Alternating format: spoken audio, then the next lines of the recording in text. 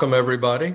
It's 4:01, so I think we'll go ahead and get started. My name is Mike Caldwell, and I'm the manager of estate gift planning with United Way. And before turning it over to our guest speaker, Cheryl Boyd, with the Social Security Administration, I wanted to call your attention to the fact that United Way's Go All In Day is on Thursday, September the 9th. On this day, hundreds of volunteers partnering with United Way and local nonprofits across our region will join together for Go All In Day, which is an organized day of volunteering and community service. Our Always United group will be partnering with a handful of organizations through our 7-county region, including Socoa Aging and In-Home Solutions, Boone County Senior Services, Hendricks County Senior Services, and Meals on Wheels in Hancock County to create personalized care kits for seniors to provide them with resources that they might not already have. It's hard to believe, but 46% of seniors living in central Indiana are in or are one emergency away from poverty. If you have an interest in helping out with this project, we have a goal of creating 700 kits to deliver into the hands of homebound seniors. The kits will be created on September 9th at our office and then distributed in all 7 counties we serve, thanks to our community partners. You can provide much needed help by purchasing 8 to 12 items from the item list that you see on your screen. Place them in a reusable bag and contact Jody Pope, we have her email address there, for a time to deliver to our office. Everyone on the call will receive an email prior to this coming Monday with all of the details with Jody's information on their needed a volunteer for this very worthy cause. On behalf of our Always United team, we want to thank you in advance for any help that you might be able to provide. I will now introduce you to Cheryl Boyd, who will explain to you all you need to know about Social Security. Cheryl has presented for us multiple times over the last 3 or 4 years, and you will not find anyone that knows as much about Social Security system as Cheryl does. So Cheryl, I'll turn it over to you. Mike, thank you so much for that introduction. You do set the bar high when you say they won't find anyone that knows more about Social Security. And I can only assume that's because you know how much I love talking about Social Security. I've been with the agency for 18 years. When I started off, I was a claims representative. So I was the person who took your claim when you came to file for retirement, survivor, and Medicare and disability benefits. I did claims for 5 years, and then I was promoted into this role where I handle all of our education, our outreach. It's always a pleasure when I receive an invitation from Mike to be able to share with United Way of Indiana. And so I want you all to know that my whole purpose for being here today is for you to leave with a better understanding about Social Security. I know that this is virtual, but I'm still an interactive presenter, just like if I was in front of you face to face. What I'm going to do today, there are certain topics I want to make sure that I cover. So I kind of highlighted them on this topic screen, that I want to make sure I cover retirement benefits. I want to cover spouse and survivor benefits. And I'm also going to cover Medicare enrollment, when and how to enroll into Medicare. So that's the main focus of my presentation today. And at certain points, I'm going to open up the floor for questions about the topics that I have covered. I ask that you would be gracious and please keep your questions at that point to those topics at hand. And then I promise to you that at the end of our presentation today, we'll have an open floor Q&A to be able to discuss any topics that don't come up throughout the presentation. One of my housekeeping pieces when I'm doing these virtual presentations is I want to make sure that you are aware that there are some scams going on in regards to Social Security. Many of you may have already received an email or a text or a phone call. They might have said that your Social Security number has been suspended or has been involved in some type of crime. Of course, they change what they say. They're scammers. But what I want to encourage you to know is what you can simply do is hang up. Please do not provide them any personal identifying information or any payment. And then please report that fraudulent call to us at oig.ssa.gov. You're reporting that information to us helps us to know what's trending with them and to be able to help other folks be aware. One of the most recent updates I've received in regards to the phone scams is that the scammers are emailing pictures of fraudulent badges that appear to be from a federal employee to try to show their legitimacy, which of course we all know it Social Security would never email you a copy of an employee's ID or badge. But again, us getting those type of reports help us to be able to share with you how to stay aware. So we encourage you to be aware that there are these scams going on. And if you would please share with your friends and your family members that there are some Social Security scams going on so that they won't fall victim to it. You know, my other piece of housekeeping as I do my virtual presentations is I want to make sure that you know how you can have secure access to your Social Security information. And that's by taking the time creating this secure My Social Security account. I'm a visual learner, so on this slide, I made a snapshot of our homepage, socialsecurity.gov, and you can simply go to the bottom left and select My Social Security. You're going to enter in some information about yourself, verify your identity, choose your username, and once you have this account, you're able to check the status of an application, you're able to get a benefit verification letter, change your address, phone number, request a replacement Social Security card here in Indiana, and there's so much more. You all are here today because you're planners. And so as you're planning and trying to understand Social Security benefits, I encourage you to take the time, create this My Social Security account because you can obtain your Social Security statement there. So that Social Security statement, it has the list of your wages that have been taxed for Social Security throughout your life. It has the estimates of what your future retirement benefit amounts would be. It also lets you know how any dependents, so if you have a spouse or dependent children, what type of benefits they might be entitled to on your record. So again, as a planner, I encourage you to add to your action item to take the time and create your secure My Social Security account. If any of you have already tried to do so and you had challenges, one of the number one reasons individuals have challenges creating that secure My Social Security account is because they have a freeze on their credit report. And all you would need to do is simply temporarily lift that freeze with Equifax and then create the secure My Social Security account, and then you can put that freeze right back on. And it's just because, again, since you're doing business with us online, we need to verify your identity since you're not in front of us. In order to do so, just like many other financial institutions, etc., we're going to utilize the credit bureaus. And so you would just need to temporarily lift that freeze with Equifax, create the My Social Security account, put the freeze back on, and you would not need to do that again. So again, just sharing, and on the slide, it has some additional reasons why you might have challenges creating the account. All in all, at the end of the presentation, I'm going to share with you how to reach your local office. You can always give us a call and we'll be able to assist you. So that's my housekeeping. Be aware that there's some scams. Know how to create your secure My Social Security account and take the time and get that Social Security statement. So now I know, and that was also my opportunity to allow individuals to continue to log in and join us. So now let's start by talking about Social Security and how you become eligible for benefits. This is like the foundation. As you work and you pay into Social Security, you earn credits or quarters of coverage. Now, the most credits that you get in a year are 4. And this year in 2021, a credit is $1,470. So what that means is if someone had wages of at least $5,880, then and that those wages were taxed for Social Security, then they would earn the maximum 4 credits for the year. So again, if someone had wages of $5,880, they would earn all 4 credits in 2021. To say that differently, if someone had wages of $58,800, they would still earn the maximum 4 credits for this year, 2021. And I start with this slide because I want folks to understand how you earn credits, because at the bottom, you'll see in this example, to qualify for Social Security retirement benefits, you basically need 40 credits. That's 10 years of work. And what's awesome about the Social Security program is one could work from age 18 to 28, earn their 40 credits, never work again, and at age 62, they would be eligible for a Social Security retirement benefit because, again, our foundation, to be eligible for benefits, you need those 40 credits. Let's build from there. So we need those 40 credits, those 10 years of work to be eligible for the benefit. But as we build, it's important to understand that when Social Security computes your benefit amount, we utilize your highest 35 years.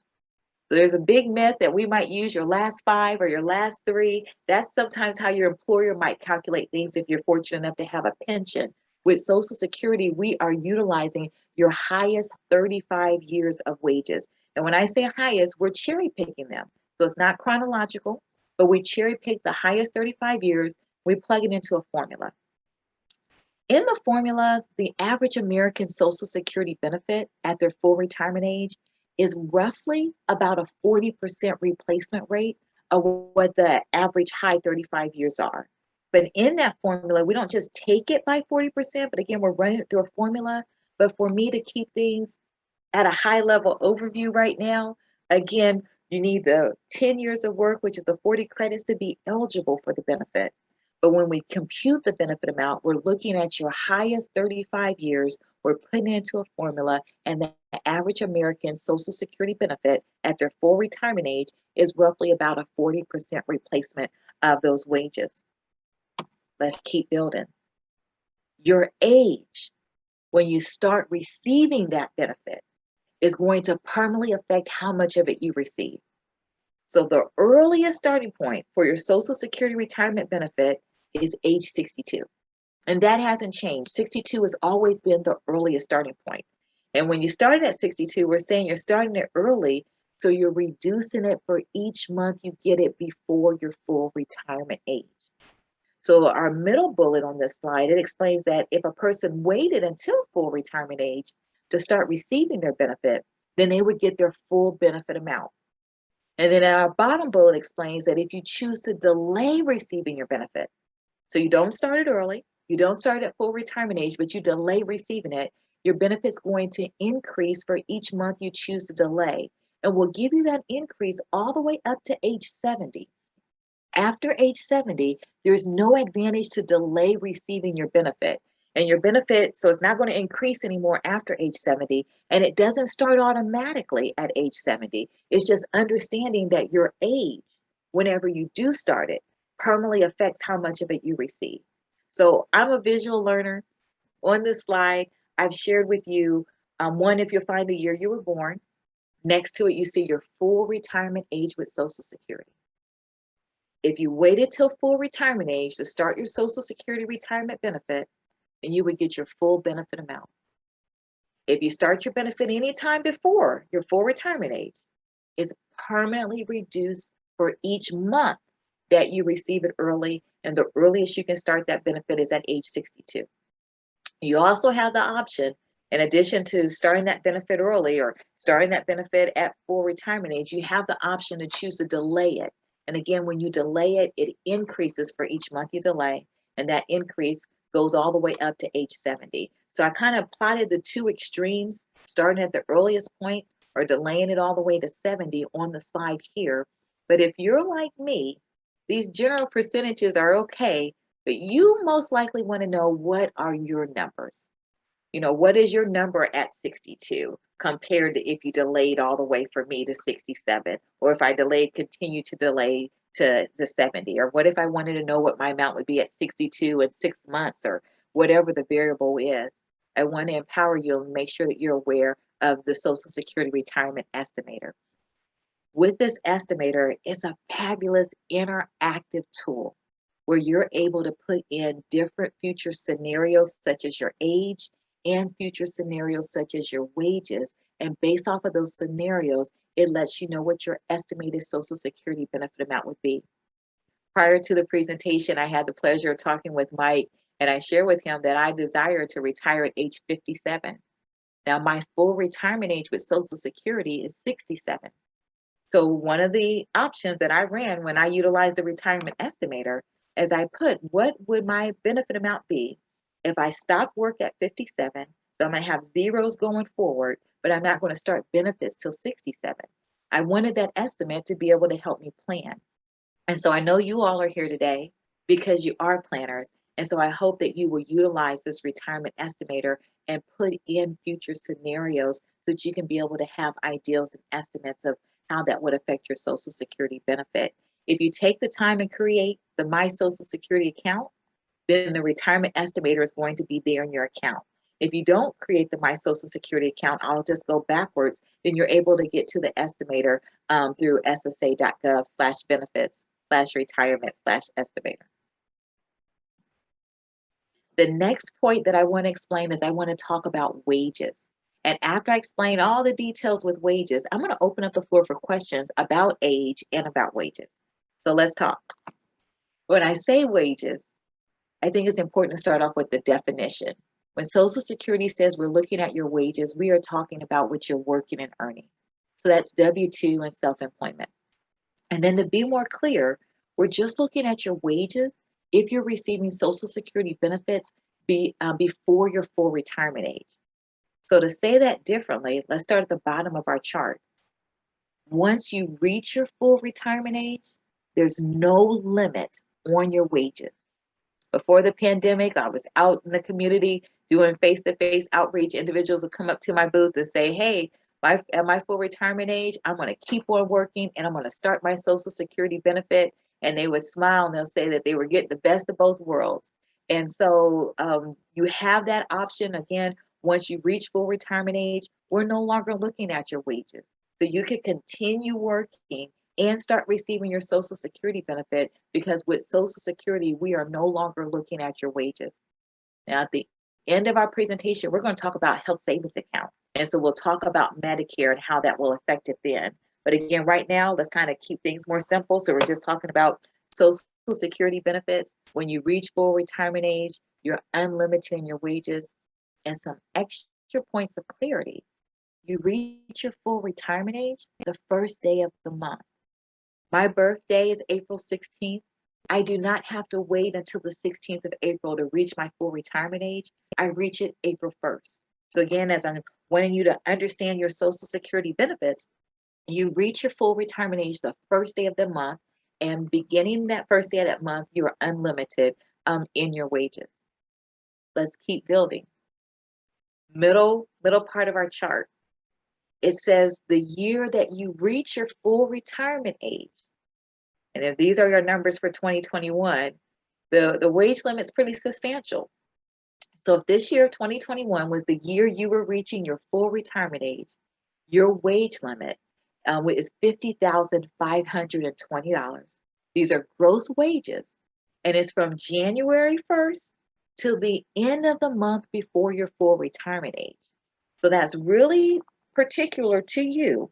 So again, we're talking about the year you reach your full retirement age, and that wage limit is dependent. It ends the month before you reach full retirement age. So let's use myself as an example for clarity. And I apologize, I got distracted a minute ago. I thought I heard someone knocking on my door, but it's just thundering. So I'm not sure if it's thundering where you all are, but looks like a storm is rolling in. But using myself as an example for clarity for the year of your full retirement age, I'm born April 16th. I'm unlimited April 1st. So I just have a wage limit from January until the end of March, because April 1st, I'm unlimited. And if I was reaching full retirement age this year in 2021, then that limit is that $50,520. And again, I just have it from January to the end of March. I'll share with you all, my salary is not that high that I want to go over $50,520 in 3 months. So that means I might consider the option of starting my Social Security benefit in January instead of waiting until April. Let's go through that scenario. If I started my benefit in January, it would be permanently reduced for getting it 3 months early. So I want to use that retirement estimator and see what it would be for starting it 3 months early. So I have this permanent reduction for starting 3 months early. I go ahead, maybe that's just a $6, $8 reduction. So I start that benefit in January, and then I just keep working the whole rest of the year. Why? Because Social Security is just looking at my wages from January till the end of March. Beginning April 1st, I'm unlimited.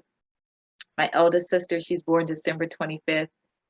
Prior to the pandemic, we're at a family function. I'm sharing Social Security information. I hope you guys can feel my energy. I really love talking about Social Security. She was very vocal in sharing how she did not like this option of the year of full retirement age. Some of you might already understand. Since she's born December 25th, she's not unlimited until December 1st. So Social Security is going to look at her wages from January until the end of November. And so for her, most likely, she's going to go over that wage limit. Let's say if this year was her year, she would go over that $50,000 in those 11 months. So it would not be to her advantage to start benefits in January. If she wanted to keep on working, she would want to wait until December 1st when she's unlimited. I hope sharing those two extremes with you gives you a better understanding about where you might fall in and understanding the rules of the year you reach your full retirement age. The wage limit's pretty substantial. These numbers you have on your slide, in general, they go up each year. And we have a publication that you're able to get all of our publications at ssa.gov/pubs, that's PUBS, and the publication is the update in whatever the year is. So the current publication is update 2021, and as time is moving so fast, we'll be in the update 2022 very soon. But again, just as a quick review, you're unlimited in your wages. First day of the month, you reach full retirement age. The year you reach full retirement age, the wage limit this year for 2021 is the $50,520, and you have that limit just from January until the end of the month before you reach full retirement age. Now let's add to our understanding. First part of our chart. When you're under your full retirement age, this year, the number for 2021, the wage limit is $18,960. These are, again, our gross wages, and this is for the calendar year. So if I was 62, 63, 64, etc., and I start my Social Security benefit, I'm under my full retirement age. And if I did that this year, I started benefits this year in 2021, I have this wage limit of the $18,960. Now let's add more clarity. So if I go over this wage limit, and remember wages, our definition, is what we're working and earning. So we're not talking about our pensions, our annuities, our investments, etc. So again, I start benefits at 63. I have wages over the 18,960. Let's use a number. So I have wages of 28,960. I'm $10,000 over the wage limit.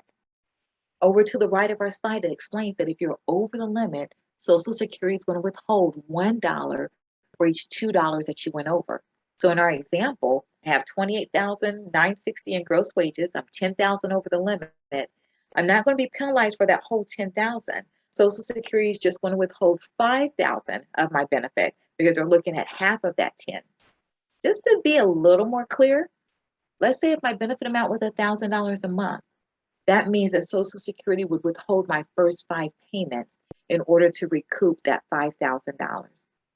Some of you may be wondering, how does Social Security know how much to withhold, how much you're going to earn before you earn it?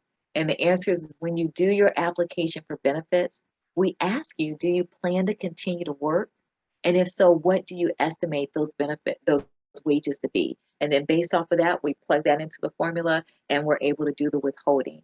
So it's so important for you to know to keep those lines of communication open with us. So when you do that application, if you give us one estimate, let's say you say, I'm not going to go to work, and then 5 months into retirement, a wonderful opportunity comes along and you're going to go back into the workforce, but maybe you're going to go part-time, etc.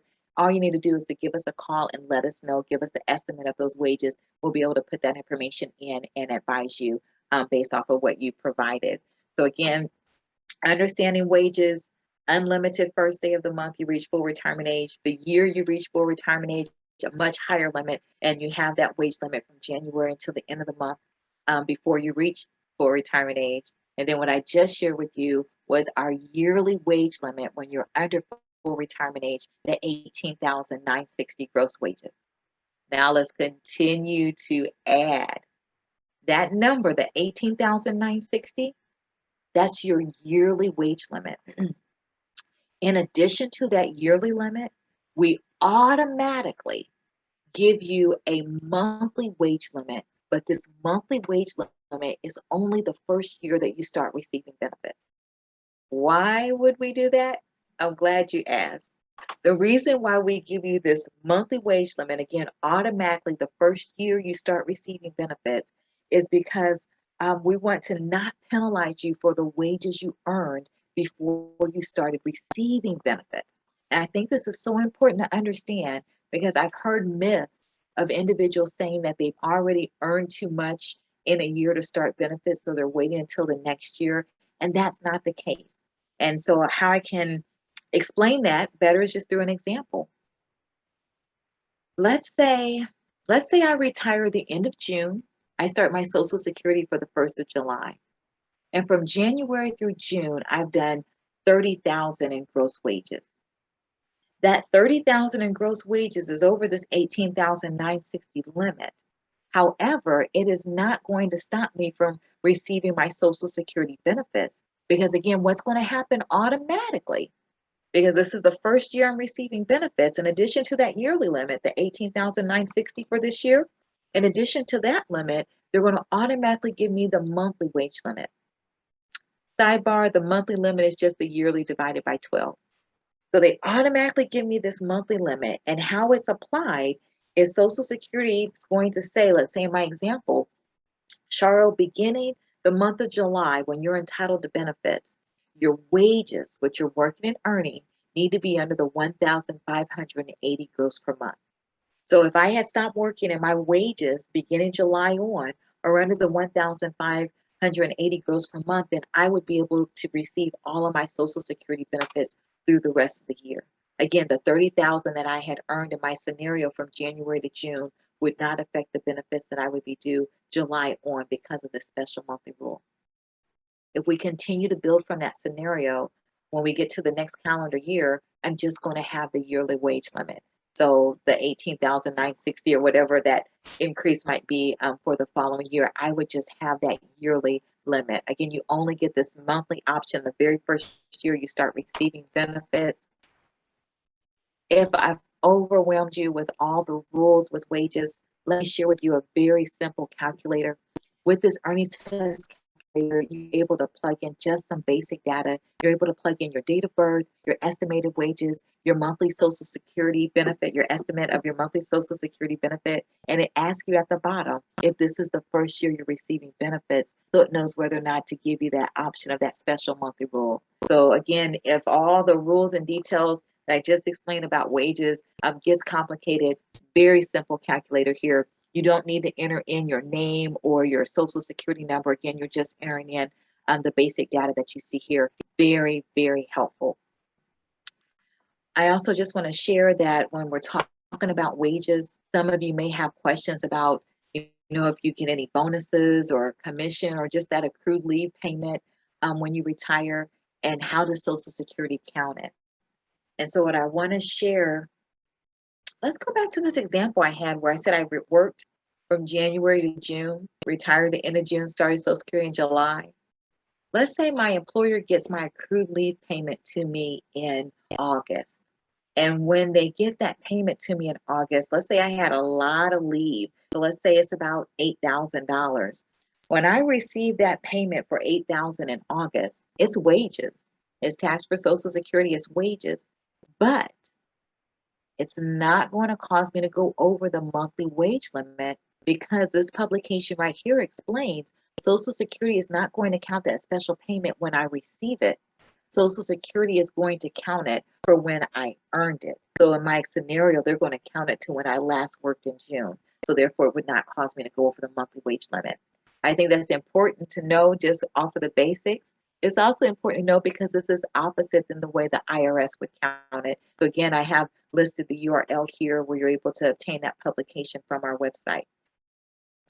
I'm going to go back to our main slide in regards to wages.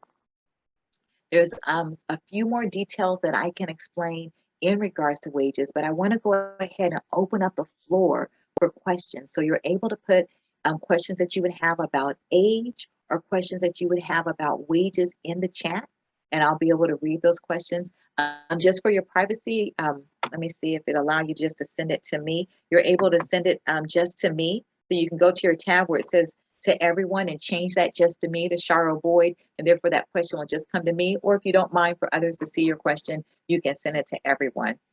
But again, I'll go through your questions in the chat. Again, if you'll be gracious and keep those questions to our particular topics, then I commit to you that at the end of our presentation, I'll go over other topics as well. So questions about age or wages.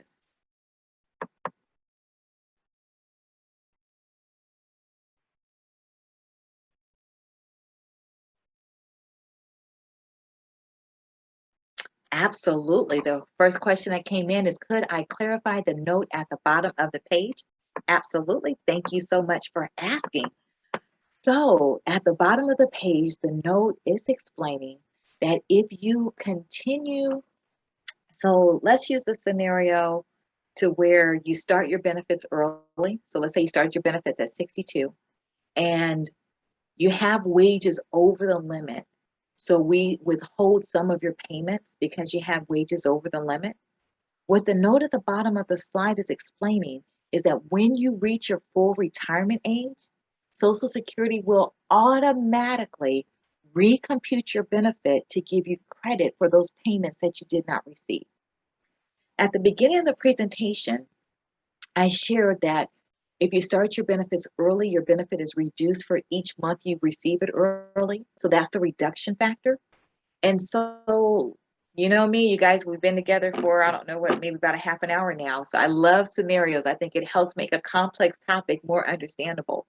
So let's say if I started my Social Security benefit at 62, my full retirement age is 67. So I'm getting my benefit 5 years early, but I said it's reduced by month. So I'm going to have a reduction factor of 60 because I'm getting it 60 months early. Throughout that time, from 62 to 67, let's say there were 10 payments that I did not receive because I had wages over the limit. What this note is sharing is what's going to happen automatically at full retirement age. Social Security is going to go in and recompute my benefit. So in my scenario, it was initially reduced by 60 because I got it 60 months early. Now what they're going to do is they're going to change it from being reduced by 60 to now it's only going to be reduced by 50 because I said there were 10 payments I didn't receive. So since I'm less reduced now, that means my benefit amount is going to be higher. And again, this happens automatically, an automatic recomputation for payments you did not receive at full retirement age. Thank you so much for asking that question. Next question that I see, it says, in the first year of drawing Social Security, how is the Medicare cost calculated? Thank you so much for asking that question. We'll save that question for when we get to Medicare. So I thank you for asking it, but I'm going to hold that until we get to Medicare because that's a whole nother topic and I want to kind of build. So what I can explain to you is that right now as we're talking about wages, Social Security is just looking at what you're working and earning, and we'll definitely talk about Medicare a little bit later. Thank you so much.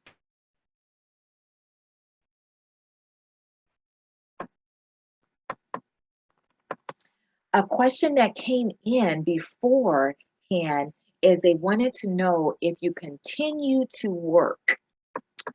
So let's say you're doing the best of both worlds. So you're at full retirement age, so there's no limit on your wages with Social Security, and therefore you keep working and you're receiving your full Social Security benefit. Will your wages continue to be taxed for Social Security? And the answer is yes, they will. So as long as you're working, your wages are going to be taxed for Social Security. But to add more clarity to it, remember in the beginning, I shared that when Social Security computes your benefit amount, that we utilize your highest 35 years. Please know that each year that you have a new year of wages, we're going to look to see if this new year is higher than the lowest year in the formula. And if so, we automatically, I got to say it one more time, automatically drop the low year, include the new high year, recompute your benefit amount, and give you that increase. So it's possible that you could cause your benefit amount to increase because of wages. Your benefit won't go down if you had less wages, but you could cause it to go up because, again, we could change that number in the formula to include a new higher year in your wages. I think a question came in. I thank you all so much for the questions. Question says, what makes up earnings? Our 401k withdrawals included. Thank you so much. So one of the things that I've used today is I've used the word wages. So Social Security is looking at your wages, what you're working and earning, which is W-2 and self-employment. That's it. I know sometimes it can seem too simple, and therefore when it's too simple, it might appear complex, but it really is. That's it. With Social Security, we're just looking at what you're working and earning, that W-2 and that self-employment. And so your 401k, your pensions, your annuities, rental income, military income, I could just keep going on with a long list of what we're not looking at. And so just back to that short one, we're looking at what you're working and earning. Thank you so much for that question. I know that helped add clarity for everyone.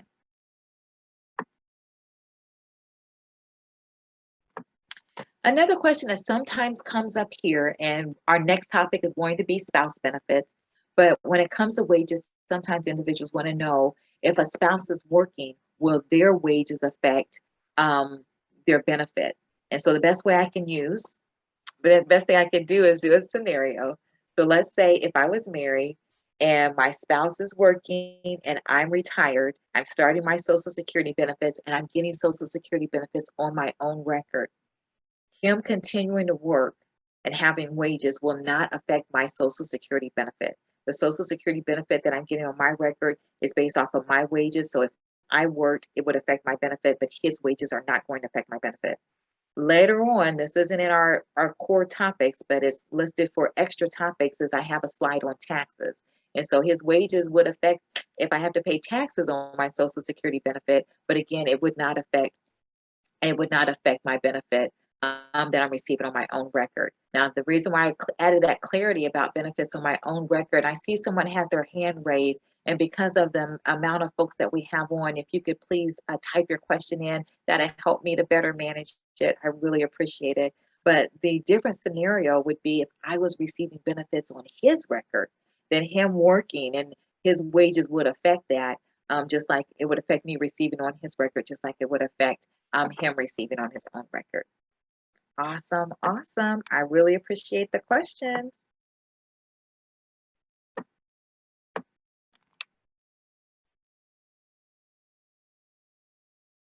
I'm going to give a minute just in case of the person that had their hand raised, in case they are able to type their question in. While they're doing so, I'll do a quick high-level overview as we prepare for our next topic. So what we've learned thus far, and I know we've had some folks that joined us late, we understand that with Social Security to become eligible for the benefit, you got to work and pay into it. The most credits you earn a year are 4. You need 10 years of wages, 40 credits in order to be eligible for the benefit. But when Social Security computes your benefit amount, they're looking at your highest 35 years, not chronological, but cherry picking those highest 35 years, plugging it into a formula. Average Americans benefit roughly about a 40% replacement rate of those average high 35 years. And then we came to this slide where we were understanding not just how our age affected our benefit, but we went to understanding how wages, and we said what we're working and earning, how that affects benefits. And the big key was understanding that once you reach full retirement age, there's no limit on those wages. And then that there's a fabulous calculator that you're able to utilize to plug in your scenario and see how wages would affect your benefit. I do not see any additional questions in the chat. So I'm going to go ahead and close that out. And we are going to proceed. And what I will do for anyone that was not able to type their question in the chat is at the end of the presentation, you can unmute yourself and ask questions then. So next topic is spouse benefits. But before I get to spouse benefits, I want to talk about our children. So on the slide, it explains that where we're going now is we're wanting to understand who else is eligible for benefits on the worker's record. So remember, I said you had to work and pay in, and that's how you got the eligibility for benefits. So that worker, once that worker is receiving benefits, then they open the door for their dependents. So again, if I was married and my spouse is receiving Social Security benefits, once he starts receiving benefits, he opens the door for any dependents. So that's children and that spouse. I want to highlight children because just in case anyone here had children later in life, I want to make sure that you understand how that child could be eligible for benefits on the worker's record. So when we say children, of course, we're talking about biological children, adopted children, and in some scenarios, a stepchild may be eligible for benefits. The child needs to be not married and under the age of 18.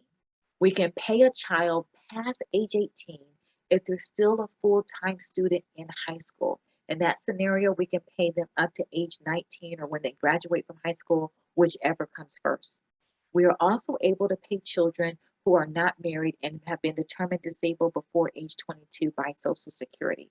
With our children in general, they can be eligible for up to half of the worker's benefit amount, and it does not take away from the worker. So if my husband, again, in this my scenario, if he was receiving $2,000 a month and he retires at 62, and we have, let's say, a 14-year-old at 62, that 14-year-old could be eligible up to half of his benefit amount. So we said he's at 2,000, the child could get up to $1,000 on his record. And again, the child receiving on his record does not reduce his benefit. So again, that could be a scenario that could make a starting Social Security benefit, more profitable. And so I want to make sure individuals understand that with the worker alive, children are eligible for benefits or may be eligible for benefits on that record. Let's talk about spouse benefits. For spouse benefits, I want to first talk about how they are entitled via age, and then next we'll talk about the amount. So with a spouse, they can start benefits on the worker's record as early as age 62. We call that regular spouse benefits. But when they start that benefit at 62, they're getting it before their full retirement age, so they're reducing it, meaning that if a spouse waited till full retirement age, they would get more than if they started that benefit at age 62. We have a special provision in the law that allows a spouse to receive benefits on the worker's record at any age if they're caring for a child of the worker in their care that is under the age of 16 or became disabled and has been determined disabled by Social Security before age 22. So again, for my note takers, that's a very special provision. Again, where it allows a spouse to receive benefits at any age because they're caring for that young child of the worker. Our next slide, and as you all can see throughout the presentation, I have URL links that I'm included on the slides where you're able to go and get more information. But our next slide we want to talk about is how much is the spouse eligible for? And so the spouse is eligible for up to 50% of the worker's unreduced benefit. If you're a note taker, with unreduced benefit, you might also write equals full retirement age amount. The spouse is due 50% of what the worker's amount would have been at full retirement age. To say that differently, it does not matter if the worker taps in early to their benefit and reduces it, they do not reduce it for their spouse. It also does not matter if the worker delayed and increased their benefit. They do not increase it for their spouse. Again, everything I'm explaining to you now is with the worker alive. I'll be sure to clarify when we go and talk about survivor benefits. But with the worker alive, the worker's age of when they started benefits does not affect the spouse because the rule is, this first bullet on our slide, the spouse is due 50% of what the worker's amount was at full retirement age. So if I was married and my husband's benefit amount was $2,000 a month at full retirement age, but he taps in early at 62, reduces that $2,000, let's say down to $1,700, he does not reduce it for me. I'm still due the $1,000 on his record. And how much of that $1,000 I'm going to receive is based off of my age when I receive it. If I was at full retirement age when I started spouse benefits, I'm getting that full $1,000. If I started at 62, I'm reducing that $1,000 because I'm getting it early. On our slide, it explains that our last bullet that the spouse receiving on the worker's record does not reduce the worker. So in my scenario, me getting the $1,000 on my spouse's record does not affect his benefit amount. Let's continue to build from there. I'm going to start at the bottom bullet on this slide as we talk about our divorced spouse benefits. A divorced spouse, bottom bullet, receiving on the worker's record does not reduce the worker. If the worker's remarried, it does not reduce the worker's new spouse. The ex-spouse receiving on the worker's record is completely independent. It does not affect anyone on the record. So what is the qualification for the ex-spouse to receive? The ex-spouse had to be married to the worker for a complete 10 years. The ex-spouse needs to be unmarried. The ex-spouse and the worker need to be at least age 62, and they had to have been divorced for at least 2 years. And so the other question, when we're talking about ex-spouse benefits, so we just talked about the detail of entitlement, is how much is the ex-spouse eligible for? I get to go backwards a slide. The ex-spouse is due the same amount that the current spouse is due, that same starting point, which is 50% of what the worker's amount was at full retirement age. And so it's that same scenario that the ex-spouse's age is going to determine how much of it they can receive. I want to contrast a few things when it comes to spouse and ex-spouse benefits. And it's because this is something that comes up when I'm doing like detailed Q&A. When you're currently married, you have to be married 1 year in order to be eligible on that worker's record. But if you divorce, you had to be married a complete 10 years. Also, another contrast is when you're currently married, you have to wait for the worker to be receiving benefits in order to receive on that worker's record. I call it opening the door. So when you're currently married, the worker has to open the door for the spouse to receive on their record. If you're divorced, I hope this helps you to understand this illustration. If you're divorced, you don't have to wait for the worker to open the door for you. You just both have to be at least age 62. That's what opens the door for you as the ex-spouse. And so for the ex-spouse, the worker could not be receiving benefits, and the ex-spouse receives on the worker's record because both of them are at least age 62. I hope that added some points of clarity. So a few more scenarios I want to do if you all will bear with me. As I go into the scenarios, I want to make sure that I first state that with Social Security, all things are equal. The benefit amount that a person is due is solely based off of their wages. So gender is not a factor. You all are my last presentation today. So in my scenarios that I'm going to follow, I'm going to give my pretend spouse higher wages and I'm going to receive on his record. But it could go just the opposite way. He could receive benefits on my record. And Social Security also takes application for same-sex marriage because with us, all things are equal. The benefit amount that a person is due is solely based off of wages. I think it's been about an hour, I guess almost 45 minutes that we've been together today. I try to use these examples because I do understand that Social Security can be a complex topic. And so utilizing these examples is my desire to help make it more understandable. So let's go into some more complex examples of spouse benefits, more specifically, if the spouse was due on their own record and the worker's record. So we'll keep my pretend husband at $2,000. His full benefit amount is $2,000 a month. And let's say my full benefit amount at full retirement age is $600 a month. Best case scenario, I would be due the $600 on my record and then the $400 on his, being the combined amount of half of his at $1,000. Again, me receiving the $600 on his record does not reduce his. And again, since I do benefits on my own, I get that $600 on mine and then that $400 on his. And I said best case scenario because that would be if I was at full retirement age. If I was younger than full retirement age, I'm reducing my $600 and I'm reducing that $400 that I would receive on his record. Let's change our scenario. Let's say if my benefit amount, my full benefit amount was $1,200. My $1,200 is more than the $1,000 that I would be eligible for on his record. So in general, we would be independent. He would get his $2,000, I would get my $1,200. His $2,000 doesn't stop me from getting my $1,200. I'm due what I worked and paid in and earned. It's just that my $1,200 is more than that 50% that I'm due on his record. And so I don't meet that dependency clause. So we're just independent. And so that's the general rule, that if the benefit amount on your own record is more than what you're due on your spouse or ex-spouse's record, again, we're talking about with them alive, then in general, you have to tap into your own benefit first. And I want to show you all in writing, as this often comes up. And so again, I have the URL here to provide you some more detailed information. But there's an exception to the rule. There's an exception to the rule to where you have to tap into your own benefit before you can receive on a spouse or ex-spouse's benefit. We're talking about with the worker alive. And here's the exception to the rule.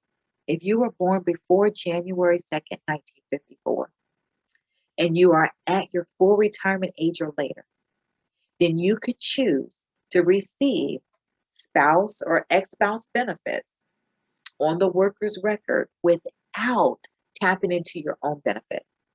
Again, in order to do that, had to be born before January 2nd, 1954. I hope I have someone that is here that this applies to. So you're born before January 2nd, 1954, and you're now at your full retirement age or later, and you haven't tapped into your own benefit, you could choose to receive on a spouse or ex-spouse's record, we're talking about with the worker alive, and not tap into your own. Some of you might be scratching your head and say, well, why would someone do that? When we talked about my scenario of I'm 1,200 and he's 2,000, what I could do under this example is I could receive the $1,000 a month on his record and not tap into my 1,200, let my 1,200 grow, getting those delayed retirement credits. Maybe I delay all the way to age 70 and then switch over to it then. Now, Social Security wasn't designed to actually operate that way. It's actually a loophole that's in the law. And so Congress went in to close that loophole. But when they went in to close it, they grandfathered some individuals in. Who they grandfathered in were individuals who were born before the January 2nd, 1954 date. So for all of us that were born after that date, if we would go to receive benefits on a spouse or ex-spouse's record, again, we're talking about with the worker alive, we would have to file for benefits on our own record first. We're deemed to have filed on our own record first before we can receive benefits on that spouse's record. So with those same numbers, but a different birth date, so I'm born after January 2nd, 1954, then I would not be able to tap into the 1,000 on his and not tap into mine. Because as you see on our slide, I'd have to tap into my 1,200 first before I could receive benefits on his record. If I lost anyone, please just know the starting point is looking at to see your date of birth. And I included this URL here, which has some really great frequently asked questions in regards to the deemed filing rules. And it has some different examples and scenarios of couples in different ages that should help make it more clear. I want to keep building. So we've covered spouse benefits. We've went through different scenarios about spouses being eligible for benefits on their own records and benefits on the worker's record. We talked about a special provision that allows a spouse to receive on the worker's record without tapping into their own. And so the next thing I want to do, I'm going to advance a few more slides. I want to go ahead and go into survivor benefits. So therefore, when I open up the floor for questions, it can be on spouse and survivors. So again, now we're on a totally different rules. We've gone from the worker being alive to now the worker has passed away. And so if the worker's passed away, that surviving spouse is eligible for up to 100% of what the worker was receiving. That's a big difference than when the worker was alive. Remember, when the worker was alive, it was 50% of the worker's amount at full retirement age. Now, with the workers passed away, it's up to 100% of what the worker was receiving. So for my note takers, the was receiving is the big piece. And I want to just go into detail. Let's use some same numbers. So if I was married and my husband's benefit amount was 2,000 and that's his amount at full retirement age, but he tapped in at 62, reduced it to 1,700, passes away. The most I would be due on his record as a survivor is at 1,700. Let's say he delayed his benefit, increased it all the way to 70, increased that 2,000 to 2,300. He passes away. Best case scenario, I could be eligible for that 2,300 because the marker in the survivor benefit is what the worker was receiving. How much of what you're going to receive of the worker is based off of your full retirement age. So in those scenarios, whether I was getting the 1,700 or the 2,300, the best case scenario was if I started that benefit at full retirement age. So it's that same rule of thumb, at full retirement age, you're getting that full benefit. If I started receiving that survivor benefit early, then it's reduced because I'm getting it early. And just to add a layer of understanding, the rules that we learned about age and wages apply. So if I started a survivor benefit at age 60, because survivors can start as early as age 60, so it's reduced because I'm getting it early, but I'm still working, then I'm going to be subject to the wage limit that we learned just a few slides ago. And I'm going to have that wage limit that if I earn over that limit, then it's going to affect some of the Social Security benefits I receive. Our last bullet on this slide explains that survivors have the option to switch from one record to the other. This is very, very important. One, this is totally different rules than when the worker was alive. When the worker was alive, the only way that the spouse had to switch from one record to the other as if they were born before that January 2nd, 1954 date. But here, when the worker has passed away as a survivor, the surviving spouse has the option, if they haven't restarted benefits on their own record, they have the option to receive on one record and switch to the other at any time. I want to go, because you guys are here planning, I want to go in a little more detail here.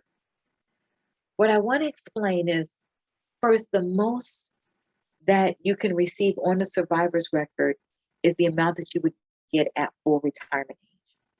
So to say it differently, again, let's say my husband's amount is $2,000 a month, he passes away. The most I'm doing his record is at $2,000 at my full retirement age. To say it differently, if I delayed till age 70 to start a survivor benefit, it did not increase because the most I'm due is the amount at full retirement age. And so it doesn't increase past full retirement age for the survivor benefit. I know it might sound simple, but that's such an important point because I've heard individuals have plans that weren't correct, meaning that they said, hey, I'm going to switch over to a survivor benefit at age 70. And this is when I was doing face-to-face outreach at a booth. And I say, oh no, you want to contact us. You know, the latest would be full retirement age because that's the most you would receive. And so as I was highlighting this bottom bullet about the option to switch from one record to the other, just using our numbers today where I'm 1,200, my spouse is 2,000. If I hadn't tapped into my own benefit, maybe I start benefits on his record and then let mine grow to 70 and switch over to my own at 70 if it would surpass it. Or maybe I tap into my own at 62, into my 1,200 at 62, and then later at full retirement age, switch over to his and start that 2,000. Again, you have that option to switch from one record to the other when we're talking about the survivor benefit. I'm going to go backwards a slide just to give you a few more details about survivors. We already shared, the second bullet that survivors are able to start benefits early, and they started as early. They can start as early as age 60, but when you start early, it's reduced because of your age. There's a special provision where survivors who have been determined disabled by Social Security and meet a little bit other criteria, they can start survivor benefits as early as age 50 if they meet that criteria. Third bullet, we've talked about this before when the worker was alive, same rules if the worker passes away, is that surviving spouse can receive benefits at any age if they have that child of the worker in their care that's under the age of 16 or that has been determined disabled by Social Security. Last two bullets to the left talk about remarriage. The bullet says that a remarriage after age 60 is protected, age 50 if you're receiving those special disabled survivor benefits. But what does that mean after age 60 is protected? Let's use a scenario for clarity. Let's say if I was married and my husband passes away, I start survivor benefits on his record at age 60. And then at 63, I find love again and I remarry. When I remarry at 63, it would not stop the survivor benefit I was receiving on that record because that remarriage was after age 60, so it's protected. So that's what that protection clause means, is that remarriage would not stop the survivor benefit that you would be due on the worker's record. Now that's totally different than divorce survivor benefits. So everything that we learned before about divorced spouse benefits, that 10-year duration of marriage, etc., it applies to divorce survivors. So if I was married to someone, let's say from age 18 to 28, we're married 10 years, we divorce, and then let's say 50 years later, he passes away, I could be eligible for divorce survivor benefits on his record if I was unmarried, and me receiving benefits on his record as a divorce survivor does not affect his current survivor. Again, the divorce survivors may qualify. So I know this is a high level overview and in some things I'm going into details. I really hope that I'm planting seeds and I'm giving you directions on where you can go to get more information. And so in general, the big difference with the survivor benefit is that it's best case scenario, 100% of what the worker was receiving. I think now's a good time for us to pause and take some questions. So if you have questions about spouse benefits or questions about survivor benefits or questions about children receiving in either of those categories, this is your opportunity to put that question in the chat. While you're doing that, I'm gonna look and see about the questions that were submitted beforehand to see if any apply to it.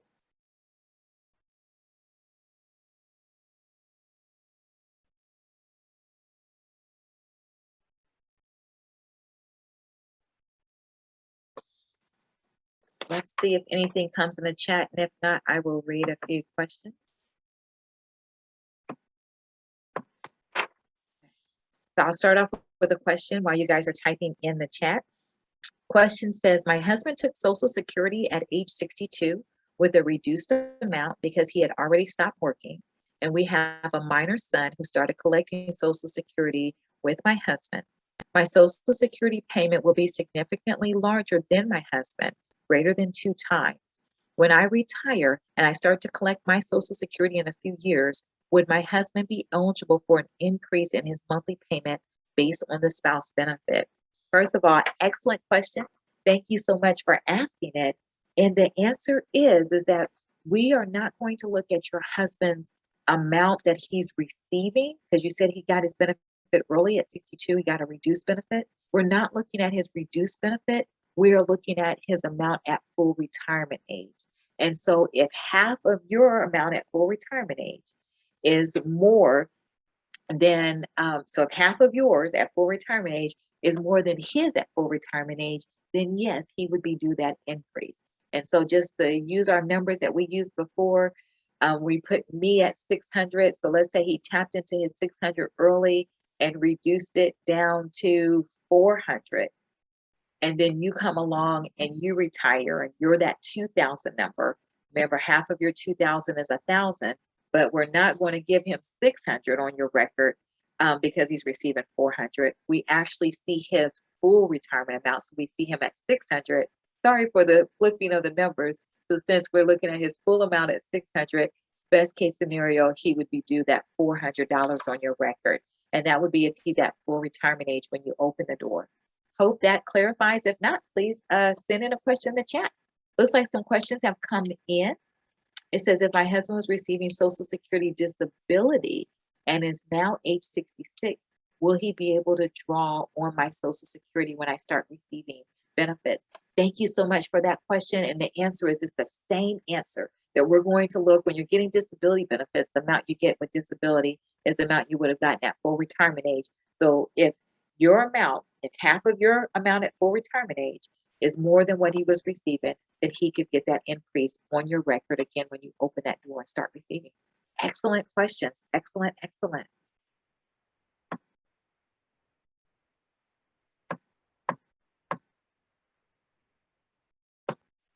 Open floor. I'll see if there were any other questions that came in beforehand, but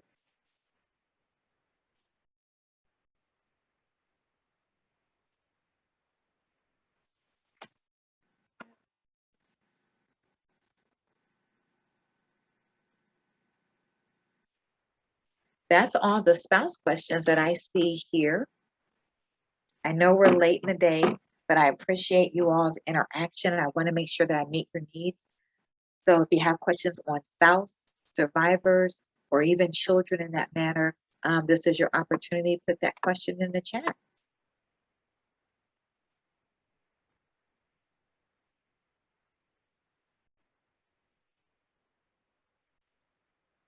Okay. I'll pause if I see a question come in, but I'll go ahead and maximize time.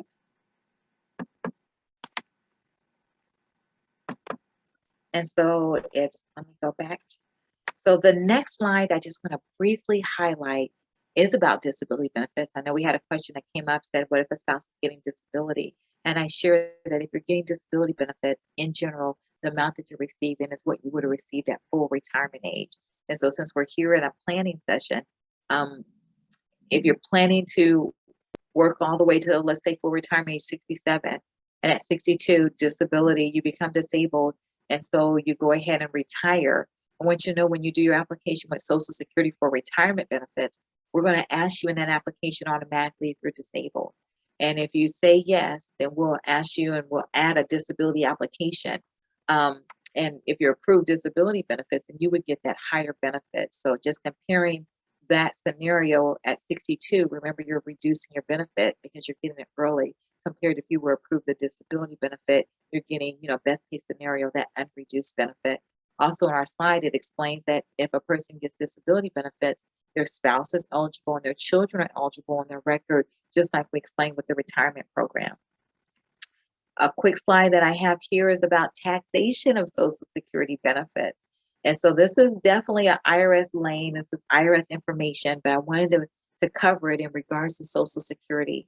What the IRS is going to do to determine whether or not your Social Security benefit is taxable. They're going to look at the bottom of your slide and determine your combined income. So they're looking at your adjusted gross income plus non-taxable interest, and then half of the Social Security benefit you receive for that year. They add that up together, that equals your combined income. And then you can see here on your slide that if you're doing an individual tax return, you see your limits. And if you're doing a joint tax return, you see your limits. Let's just talk about the highest tax liability. So the highest tax liability would be if someone's combined numbers for an individual return was over 34,000. Over to our right, under the individual column. So if their combined numbers were over 34,000, they would be at the highest tax liability, which means that 85% of all of your Social Security benefit would be included in your taxable income. So you're not taxed at an 85% rate, but 85% of all of your Social Security benefit would be including your taxable income. For those filing that joint return, that highest liability is if that combined number was at the 44,000. I included a URL here. One thing to know that the IRS would like for us to pay as we go in retirement, just like we pay as we go when we're working. And so you can volunteer to have income taxes withheld from your Social Security benefit. That form number for my note takers is a W4B as in voluntary. So it's W, the number 4, and V as in voluntary is the voluntary tax withholding form. You're able to volunteer to have certain percentages of income taxes withheld from your Social Security benefit. I made a promise to you at the beginning. I said I would share with you the Social Security formula. So here it is. In this example, remember I said we look Social Security and look at all your wages that have been taxed for Social Security and then cherry pick the highest 35 years. In this example, we have a higher wage earner. Their average monthly wages for those 35 years was $6,300. So that's their average monthly wage for 35 years was $6,300. What their Social Security benefit amount would be at full retirement age is $2,543. That's roughly about a 40%. But we don't take it by 40% to get the number. We run it through the formula you see below. For time's sake, I just want to highlight one piece of the formula below. Social Security has a social goal to help protect individuals against poverty in retirement. And so within our formula that we call it is weighted, and it's weighted to give a lower wage earner a higher replacement rate. And so if someone's average wages for those 35 years was $996, then their full Social Security benefit this year would be $896. That's a 90% replacement rate, again, because we have a social goal to help protect individuals against poverty in retirement. Because of that weightedness in our formula that happens automatically, there are some pensions, one pension, that may reduce your Social Security benefit. And this is a non-covered pension. Non-covered means that when you work for that employer, they did not withhold Social Security taxes from your wages. And so let's say if you were a federal employee that started with the government before the 80s, or maybe you were a teacher in Ohio and you pay into a private pension fund, or maybe you worked in another country.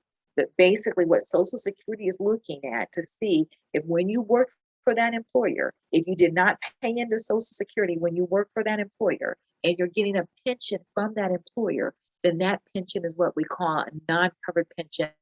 And on this slide, I have some information that helps you to understand how that non-covered pension may reduce your Social Security benefit. I'll go into a little bit of a danger zone. The reason why there's this offset is because that non-covered worker would appear to be a lower wage earner. Let's say my uncle who retired from the post office, all those years he worked for the post office, you have zero of his post office wages being taxed for Social Security because he's paying into his own private pension fund. But let's say there were other jobs he picked up part-time, Social Security would just see those part-time jobs. And so he would appear to be a lower wage earner than what he actually is. And so because the weightiness in our formula, we would be trying to give him a 90% replacement rate of those part-time wages. Instead, he should be at that 40% replacement rate like most average Americans. And so again, for anyone that's getting a non-covered pension, this URL should be helpful in providing some additional information. I want to kind of finish up on the Social Security topic so we can go into Medicare. So with Social Security, your question you may have is when and how can you apply for benefits? The when, I think a 2 to 3 month rule of thumb is really helpful. 2 to 3 months before you want the benefit to start is a good rule of thumb of when to reach out to Social Security. And when you reach out to Social Security, you can do that application online. It takes you about 10 to 15 minutes. It's not processed online. It's just how you get the application to the office. We'll give you a call if we have any questions, but you can do the application online, or you can give us a call and make an appointment, and we do the application with you over the phone. So we would call you at that appointed time and do the application then. All of our benefits are paid 1 month behind. So you could call and or go online and do the application the month you want benefits to start, and we would still have you paid on time because we pay everybody 1 month behind. But again, a really good rule of thumb is 2 to 3 months before you want the benefit to start, that's when you should reach out and apply. Our next slide, I just included some ways to contact us. And I really want to emphasize that you can reach your local office directly by going to ssa.gov/locator.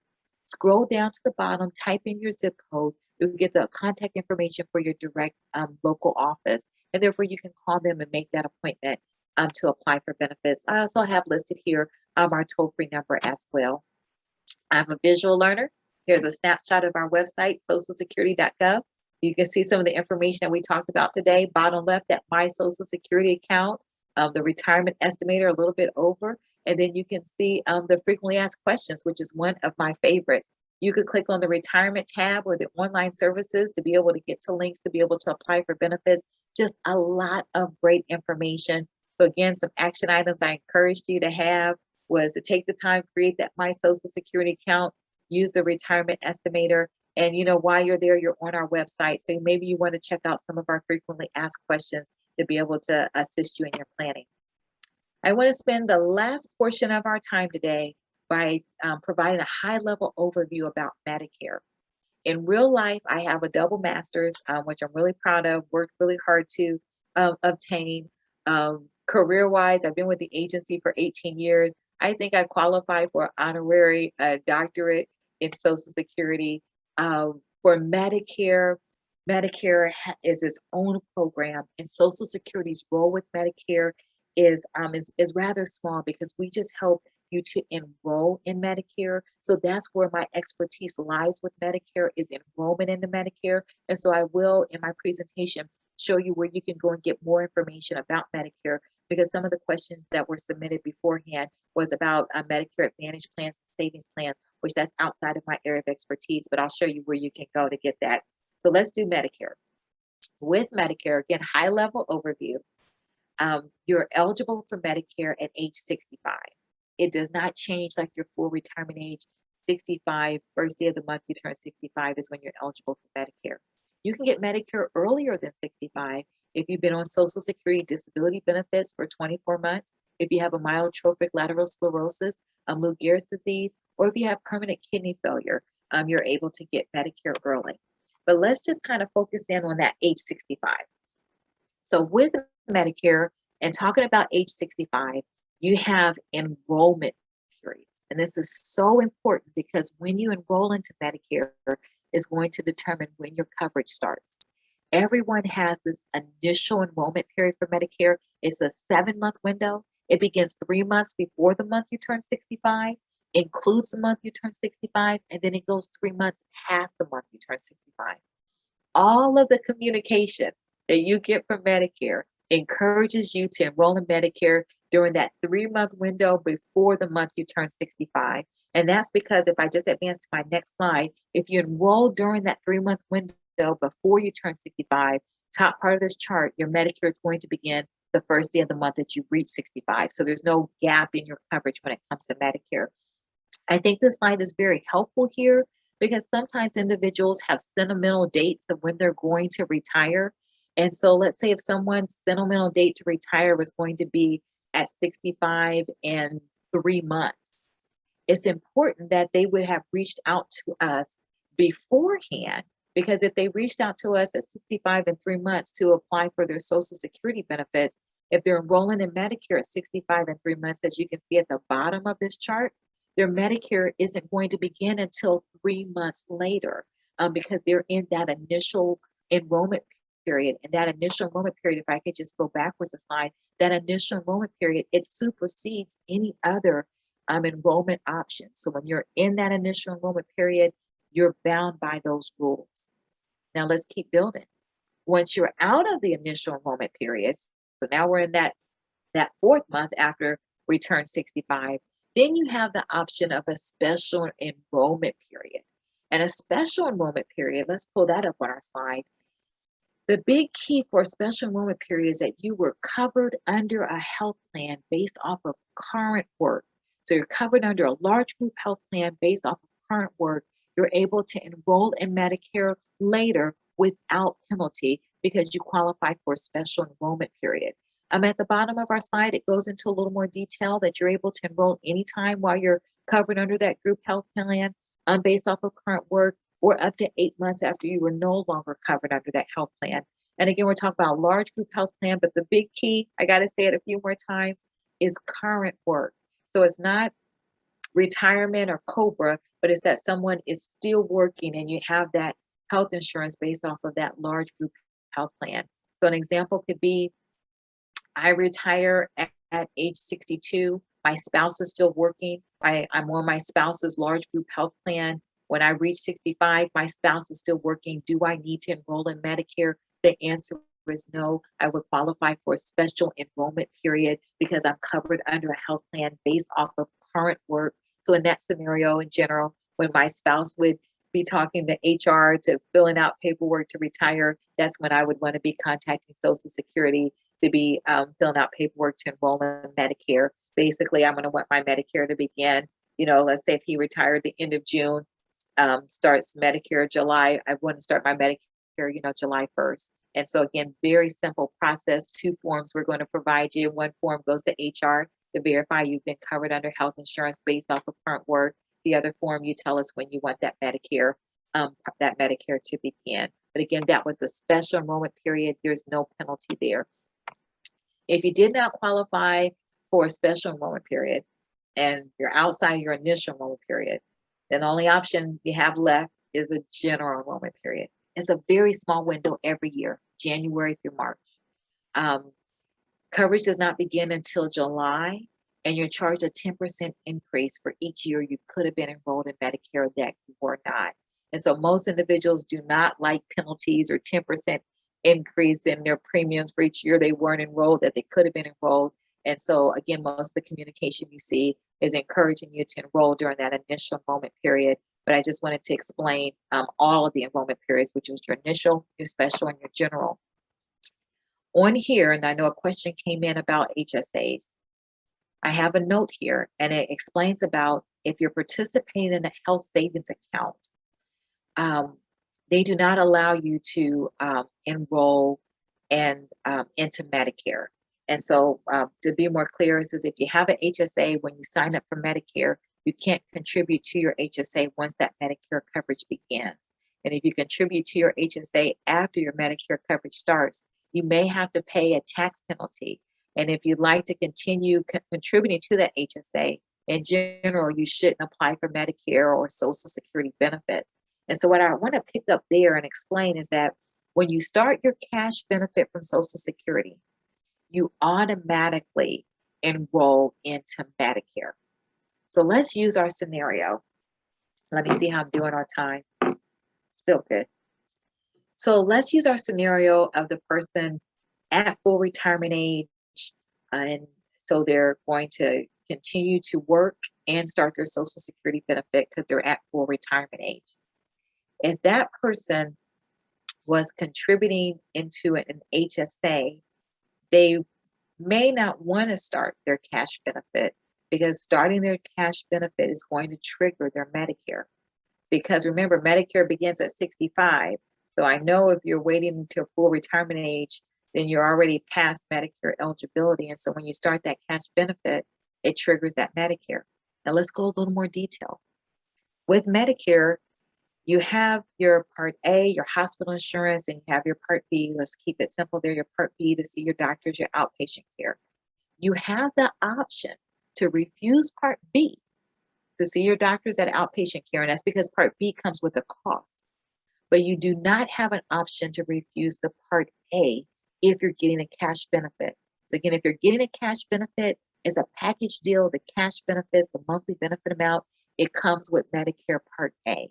And therefore, if you're participating in that HSA, that health savings account, then that would be a challenge for you because that HSA does not allow you to contribute to it if you if you're participating in Medicare. I got to add an extra layer to this.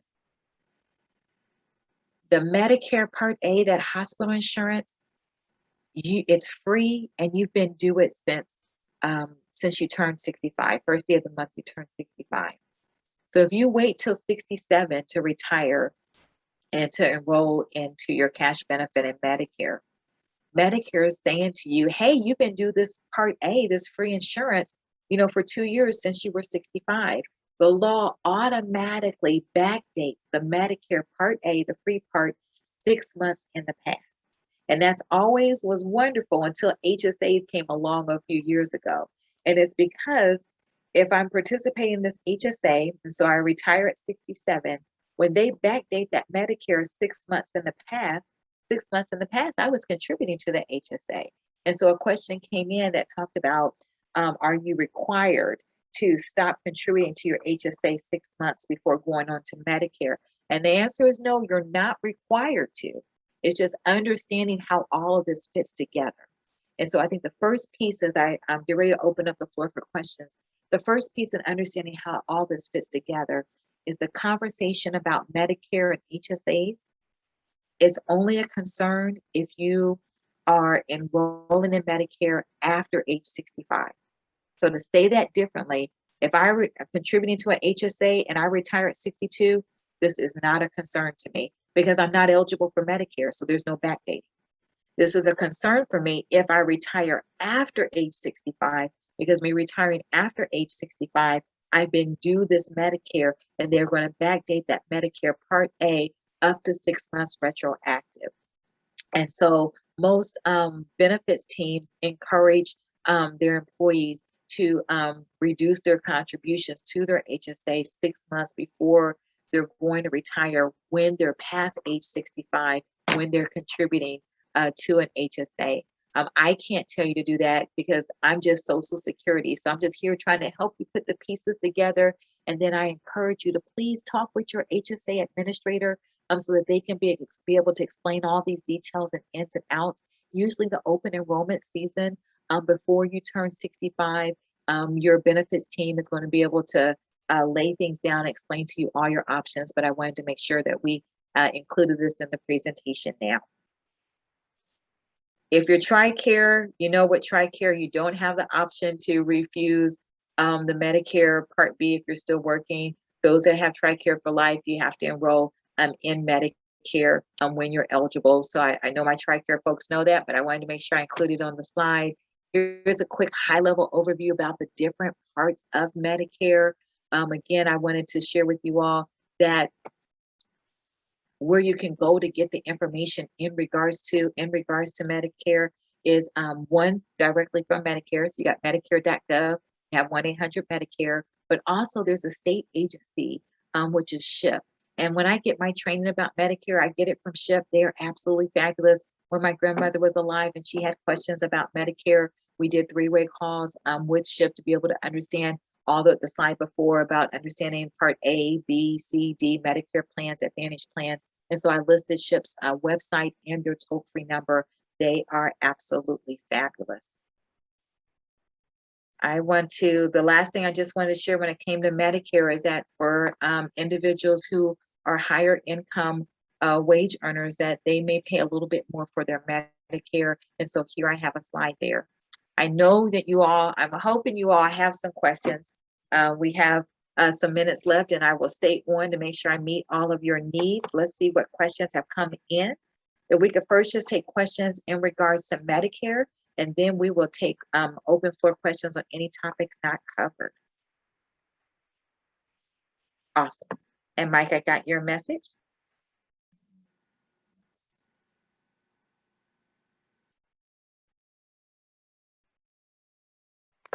And then the person who had that Medicare question beforehand, if you could re-ask it, I totally forgot what that question was, but if you can re-ask it, I can make sure I meet your needs. So question that came in, it says, does special Medicare enrollment period apply if you are retired but have health care coverage under your spouse's group health plan? Thank you for that question. The answer is yes. If your spouse has a large group health plan and you're covered under that spouse's large group health plan, then you would qualify for that special enrollment period. Thank you so much for that question.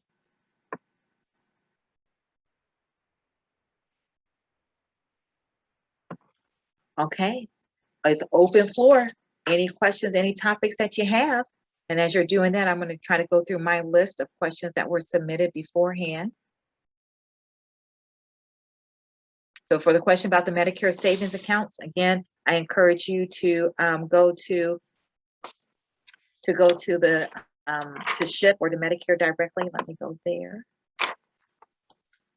And let me see, I think there are a few questions coming in.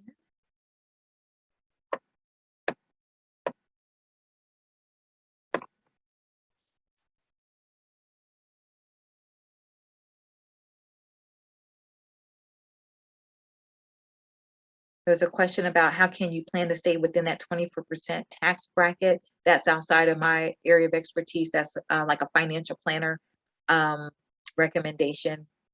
So you'd have to go talk with your planner. MyMoney.gov is a really great resource. If you guys aren't familiar with MyMoney.gov, MyMoney.gov is a really great resource when it comes to financial planning. I'm going through the questions that were submitted beforehand. We talked about the spouse still working. Ways that you can receive estimates of your benefit would be taking that time and creating that My Social Security account, getting your Social Security statement. I'll pause right there. Looks like a question came in. Awesome, awesome. It says, about what time of the year does Social Security use the formula to recalculate your benefit for your highest 35 years of earnings, as in January, February, March? I would like to know this information so I can estimate my benefits before retiring. So, so the question is about at what time of the year are we looking at your highest 35 years? So when you apply for benefits, right then and there, we're going to look at your highest 35 years that you have that have been taxed for Social Security.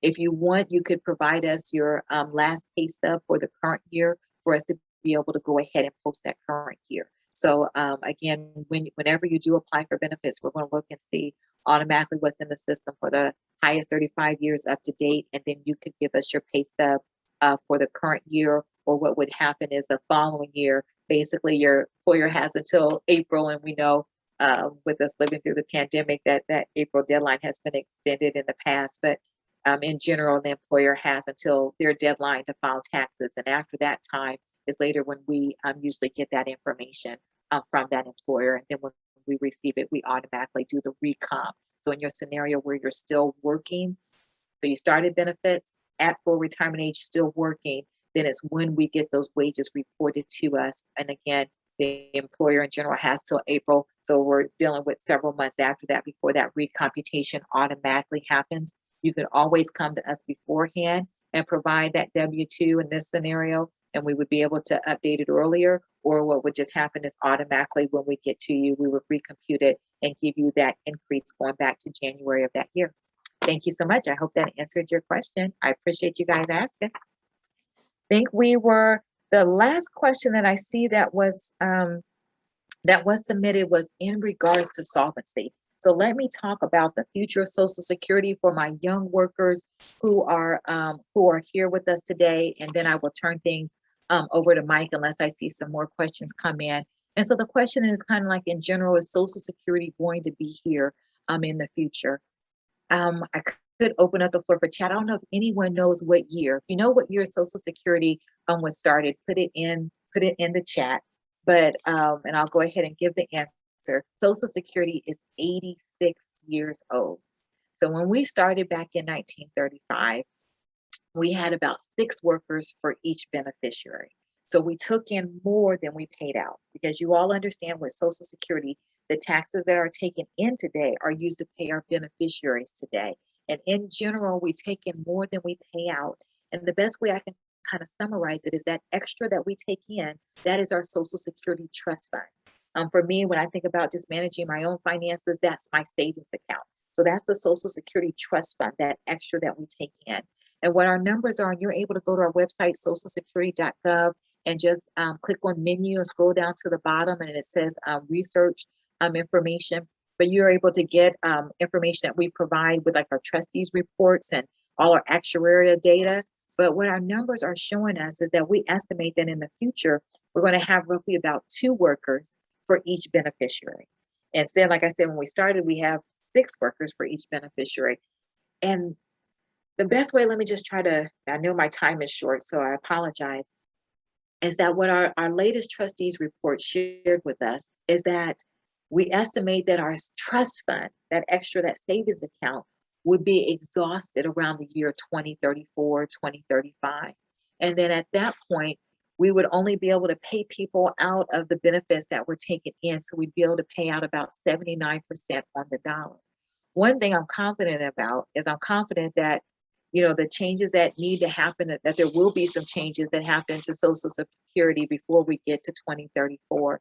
Of course, that's going to be up to Congress what those changes are going to be. Usually when we make changes, we grandfather individuals in. So for individuals that are here that are you know, you're 60 and you're planning on, you know, your Social Security benefits, and I've explained all these things to you, I'm pretty confident that Social Security is going to look the same for you when you retire. It might look a little bit different for me when I retire, and I'm okay with that. I understand Social Security is not designed to be my sole source of income. So when I went over that formula of how Social Security benefits are computed, remember, best case scenario, the average American Social Security replaced about 40% of their wages. Maybe it's when they make changes, it's going to be a little bit different. But one thing I'm confident of is that it's going to be here. So if you have questions about Social Security solvency, I encourage you to visit our website, socialsecurity.gov. You can also go to regulations.gov to see different proposals that are before Congress in regards to Social Security. But again, we're 86 years old. I'm confident we're going to be here when you retire, when I retire. We just might look a little different. I know we are at our time. I have not seen any other questions come in. I thank you all for the opportunity to do what I love. And with that being said, I'm going to turn things back over to Mike. Well, thank you, Sharo. Just a lot of information and great information. And as always, you do a really great job. I know you touched on Medicare, and I wanted to tell everybody or leave everybody with this information. We're going to have a Medicare session on, let's see, September the 23rd. And there's actually going to be somebody presenting from the SHIP program.